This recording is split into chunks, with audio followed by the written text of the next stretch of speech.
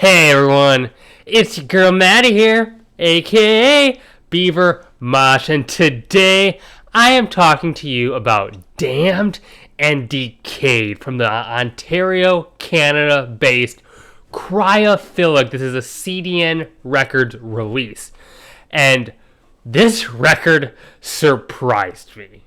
You see, Cryophilic plays a quite interesting progressive death metal with these tones and these textures that I simply did not expect going into it. Yet, Cryophilic keeps it very focused on this to the point heaviness and brutality. If you're someone like me who tries to keep up with new metal releases on a weekly basis, then you would know that this past week was a really dense release day with just the amount of records to sift through. A lot of that being death metal. And frankly, death metal records that had more eyes on it and had generated more hype going into it. However, this Cryophilic record happened to pop up in my feed, and as I do for pretty much most things that happens for, I give it a chance. I put it on, and well, this ended up being the record that really stood out to me this week. There's so much to it that makes it seem so different and original to my ears, yet familiar, and I'm so drawn to it. It's a fascinating record in what I will explain to you now. With the title track, I'm just immediately struck by this band's particularly rubbery texture. A lot of it has to do with the band's unique front and center bass work. It's really gnarly and not how typically you hear the instrument used in death metal. It sounds so good. It plays a lot of these odd passages and complex rhythms. It's really punchy. And it kind of plays perpendicular to what the guitars are doing, while the guitars do play a lot of these flickering, like tech death type passages, but with a particular meatiness to it, almost leaning into brutal death at times. The vocalist shifts back and forth from these gruff, low growls to these horrifying screams and does both so well, adding this nice dynamic range to the record, and the drumming sound great. Listen with a good pair of headphones. You'll notice how creative this drummer is with the cymbals. So many blast beats for sure, but gives it this unique bright shimmer. Majesty has a bit of a melodic edge, using this ornate sweep picking constantly. The band plays in this album, in this track, a lot with some more cerebral runs. It often feels otherworldly, yet it still maintains that very physical aspect and keeps that as a priority. This is a brutal record. It's wicked smart and wickedly guttural.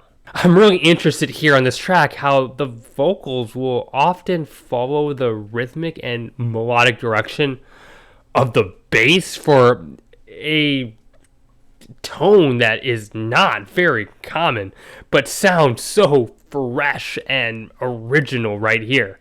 Scum shows that Cryophilic can still make a meat and potatoes caveman death metal track, even with all of the band's complexities and eccentricity. They come through with these pulverizing, hammering chords and ferocious blast beats. They are still keeping the fucking riff as what they are about. Into the Storm has this cycling thing going on. Feels like you're being sucked into a cyclone. Into a Storm, as the title suggests. The band keeps finding ways to be rather rhythmically interesting and complex without feeling intangible. I love some of these ghostly, throaty screeches that the vocalist throws in for some extra flavor. The diversity in the vocal stylings on this album is definitely something I'm really enjoying and really digging, and one of the selling points for me. Cursed possesses this muscular stomp, aggressive galloping kicks, and these meaty attacks from the guitars. Just a hefty amount of sneer and aggression is being interjected here. It's very gruesome. I love these circling licks that carry the wretched, makes it feel like it's constantly rolling forward. And once again, a lot of the melodic lead is coming from the bass. It feels really stabby and gives the track this unique dark calm that's so interesting and so easily felt. Some of the solos here, even to my ears, has a bit of a classical inspiration, but still feels rather fitting and appropriate for a rotting death metal record. And on top of that, they're experimenting with some double-tracked vocals here, layering the lows and the highs on top of each other for something that just sounds absolutely evil. Beware utilizes some nice syncopation, feels really jittery. And it's just really cool and hallucinatory, really, how everything kind of blends and moves together. Unleashed concludes this album with this nasty groove, stench phase everywhere. The band is tapping into this cavernous and suffocating tone. They just do all the death metal things here, and they do it well. And the hop in the drums is dangerous. It's so infectious in the ugliest way you can be catchy. Damned and Decayed by Cryophilic is just 26 minutes long, yet that's all it needs to leave an impact on me. And because of its brevity, fuck yeah, I definitely just want to listen to it again after it's over. Obviously, as I've already talked about, the band's just incredibly unique approach to the bass is a very prevalent calling card for me. Gives the track such a unique feeling by layering it this way and almost centering the compositions around the bass. This is not an album that I see being talked about a lot. So I'm talking about it because I really liked it. I really enjoyed this record, and I feel like it's my job to tell you about it. So, if you enjoy death metal, please go give this one a chance. I think you will also feel the same way as I do. And hey, those are my thoughts. If you like this video, hit the like button.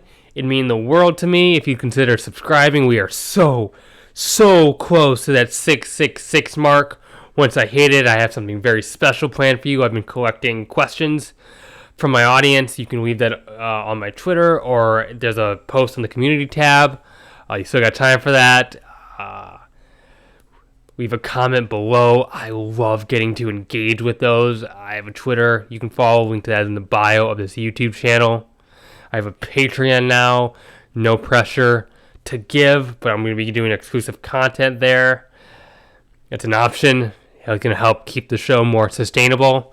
And hey, keep it metal. My name is Maddie, aka Beavermosh, and I am signing off.